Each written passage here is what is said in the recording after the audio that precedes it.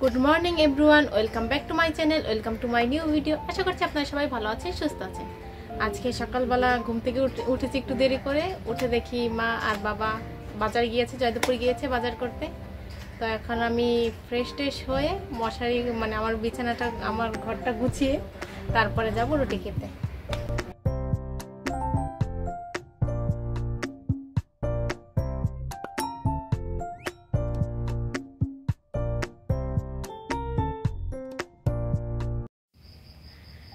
আমার রুটি খাওয়া শেষ হতে হতে মা বাবা চলে এসছে, আর মা মাছ কাটতেও চলে গেছে। এখন যে দেখবো যে কি কি কিনে নিয়ে এসছে, পরে আমার যদি কিছু কাটার থাকে সেটাই কাটতে যাব। নিয়ে এসছে কালো জাম, আর মায়ের জন্য পান সুপারি এটা, আর নিয়ে এসছে টমেটো, এই যে টমেটো আর রসুন, এই যে একটা লাউ। এখন আমি এই লাউটা কাটতে বসবো। আর নিয়ে এসছে মলা ঢালা মাছ। এখানে মাছ কাটা প্রায় শেষ হয়ে গেছে, এখন এগুলো ধোয়ার পালা। আর এই দিকে আমি লাউ কেটে নিচ্ছি।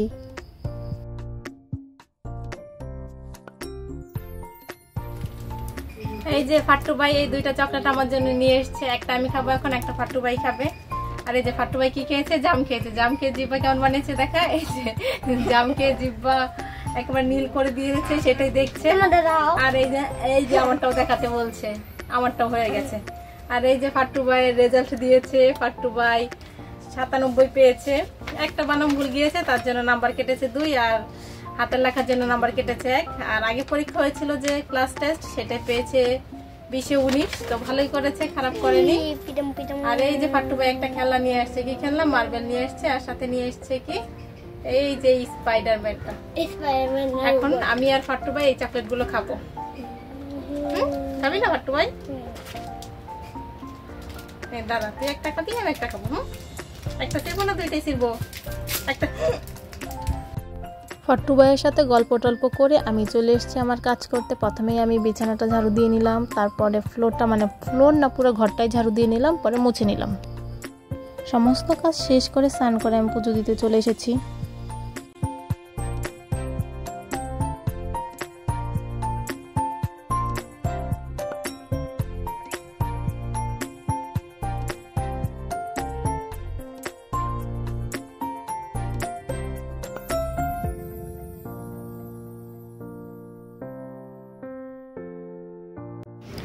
আজকে রান্না হয়েছে যে মলা ঢালা মাছের ভুনা, টমেটোর ঝোল আর লাউ তরকারি, মাছ ছাড়া। এই যে দুপুরে চাল দেওয়া জলগুলো এই বোতলে রেখে দিয়েছি, এই যে এখন এগুলো গাছে দিব। আর এইখানে ওই দিন পরিষ্কার করে গাছগুলো সব সুন্দর করে সারি সারি করে আমি রেখেছি। আর এই গাছটা কি হয়েছে, এই যে কাক পটি করে গাছগুলোকে নোংরাই করে ফেলেছে। আমার এখন একটু খিদে খিদে লাগছে, তাই এই যে এদিকে এক বাটি আম কেটেছি, এখন এটাই খাবো। এই যে আমাদের সেই গাছের আম, যেটা প্রতিদিন আমি পারি। তো আজকে কি হয়েছে, ড্রেসিং টেবিল গুছাতে বহুদিনের পুরনো 2টা গহনা খুঁজে পেয়েছি। তো গহনাগুলো কেনা হয়েছিল 2020 সালে, ওই করোনার আগে। তখন আমার মামার বিয়ে হওয়ার কথা ছিল, তো ওই বিয়ে উপলক্ষে কেনা হয়েছে। তো একদিন পরে যে কোথায় রেখেছি সেটার খুঁজে পাচ্ছিলাম না। তো আজকে বহুদিন পরে কি মনে করে জানি ড্রেসিং টেবিল গোছানো হয়, কিন্তু ড্রেসিং টেবিল একটা ব্যাগ আছে, ব্যাগের মধ্যে অনেক কিছু আছে, তো সেইটার খুলে দেখা হয় না। তো আজকে সেটা কি মনে করে জানি খুললাম, খুলে দেখি এই যে এই গহনাটা পেয়েছি ড্রেসিং টেবিল থেকে। তো এইটা পেয়েছি, আর এই যে এইটা পেয়েছি। তো আমি ভেবেছিলাম আমাদের ওই পাশে একটা কি জানি আলমারি আছে, সেটাতে এখন বেশি ভালো জিনিস রাখা হয় না, সেইখানেই রাখা ছিল। ওইখানে খুঁজেছি অনেকবার, কিন্তু পাইনি। পরে ভেবেছি কাউকে মদই দিয়েছি, কিন্তু কাকে দিয়েছি সেটা আর মনে করতে পারছি না। দুইটাই খুঁজে পাচ্ছিলাম না, দুইটা একই সাথে ছিল। তো আজকে এই যে বহুদিন পরে এই দুইটা খুঁজে পেলাম। গহনা দুইটা চোকার টাইপ, তো অনেক একটু ভারী দেখে কেনা হয়েছিল। তো দুইটাই গোল্ডেন কালারের মধ্যে গোল্ডেন স্টোন বসানো। তো অনেকদিন পর আজকে আবার খুঁজে পেলাম।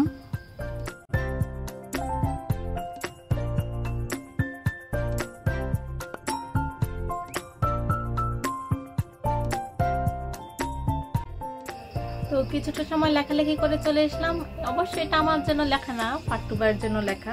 তো ওকে যে লেখাগুলো স্কুল থেকে দেয়, সেগুলো আমি তুলে রাখলাম, যাতে পরে আমার পড়াতে সুবিধা হয়।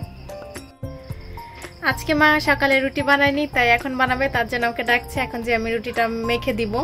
আর তার জন্য চুলটাও বেঁধে নিয়েছি, চুল ছাড়া থাকলে আবার রুটির মধ্যে আটার মধ্যে কি জানি চুল পড়ে যেতে পারে, আর তখন বিরক্ত লাগে খুবই। তো এই যে এটা এখন আমি মেখে দিব, মথে দিব ভালো করে। তো এখানে আমি একটা উপন্যাস নিয়েছি, উপন্যাসটা শরৎচন্দ্র চট্টোপাধ্যায়ের লেখা, উপন্যাস সমগ্র 2। তো এখন এই বইটাই পড়বো। তো আজকের মতো ভিডিও আমি এখানেই শেষ করছি, দেখা হচ্ছে পরবর্তী কোনো ভিডিওতে। ততক্ষণ পর্যন্ত ভালো থাকবেন, সুস্থ থাকবেন, টাটা।